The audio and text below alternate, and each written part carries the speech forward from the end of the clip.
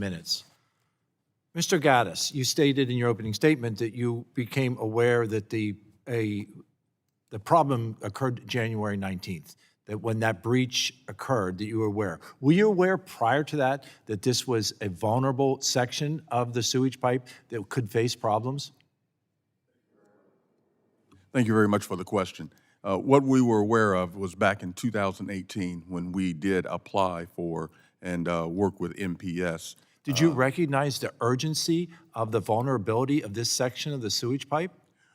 We did not. What made it what it is today is because of the boulders that fell into the pipe. But you just stated in your opening statement that those boulders have been there for a prolonged period of time. Were you aware of the dangerous potential of this area of the pipe? No, we were not, because the boulders were outside of the pipe, and when inspecting pipe with CCTV and those What sort did of those equipment, inspections show? Could you see a rebar that was coming through the pipe? Could you see that there were problems within that pipe? that the rebar was upstream from where the break occurred. And so the pipe that you examined showed it was vulnerable or it was not vulnerable? Because you said that, yes, you were aware in your opening statement. I'm trying to think when that awareness occurred.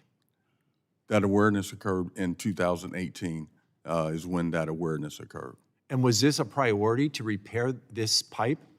Yes, it was. And so what steps were taken recognizing that this was a vulnerable portion of pipe? What had you done? Had you gone through the permitting process? Just walk us through where you were at this point in time, please. Where we were at this point in time was we did work with MPS. We did submit our permits in order for us And when were they submitted, please? They were submitted in 2018. In 2018. And so we're talking 6 years prior to this break. Is this an inordinate amount of time to wait to see that the permitting was in place to begin the repairs? Actually, Congressman, it was 8 years in advance. And we do not control the process. We have to go through the process. We do not. And so as a result of that, we did have to. Did you raise concerns that there were areas that you wanted to proceed to be able to repair necessary to protect the community? Yes, sir. And who did you make those concerns aware to? Through NPS. And what was their response? The response was that we had to go through the process, which we did go through the process with them. And you felt that 8 years was satisfactory to be able to be delayed by that period of time? We do not feel that 8 years is satisfactory. And did you voice that to them? We did, and what we have. And what was their response? That we had to go through the process. Are there other sections of pipe in the DC water that's been determined to be either equally bad or maybe even worse that you've addressed so far? And are you waiting for a prolonged period of time for a response to begin those reparations? So what we have done at DC Water to address the rest of the pipe, we have surveyed the 54 miles of the pipe, and with CCTV and LIDAR. And as a result of that, we're also using drones, and we're also walking the system.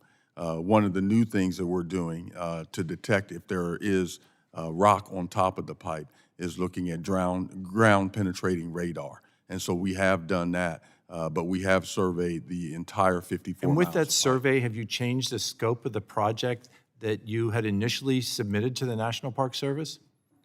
We have changed our CIP program and put other projects ahead of some of the others that we had submitted, but yes. And how many projects have you had to advance because of what you found with these surveys? 3. And is this because of what occurred on January 19th? January 19th, we had lessons learned. And so because of January 19th, we feel that there are 3 projects that we do need to move forward on. And how large are these 3 projects that you've put to the top of the list? I do not recall. I'm sorry. And where are they located? I don't have the Can you exact find that and locations, submit that but to I can find that out and give that to you in a written format. And in just the last minute that's remaining, what actions have you taken? You've talked about lessons learned. And what actions will you continue to take to ensure that there are no additional failures as what we witnessed in January?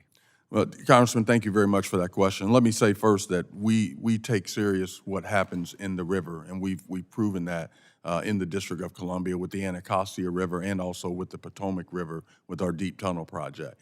The actions that we have continue to take, and we will continue to take them, is to look at the outside of the pipe versus just on the inside of the pipe. We feel that the boulders and the rocks that I talked about in my opening statement did contribute to the dam that built up inside of the pipe and did not allow the flow to continue to Blue Plains for that sewage water to be processed. How confident are you that another collapse like this will not occur? Congressman, I think that's sort of a hypothetical, and That's what I'm asking you Well, for. I don't- Hypothetical, with the information, with the drones that you've utilized, with the information that you have in hand from your investigation, how can we tell the public that another imminent situation like January 19th won't be occurring soon?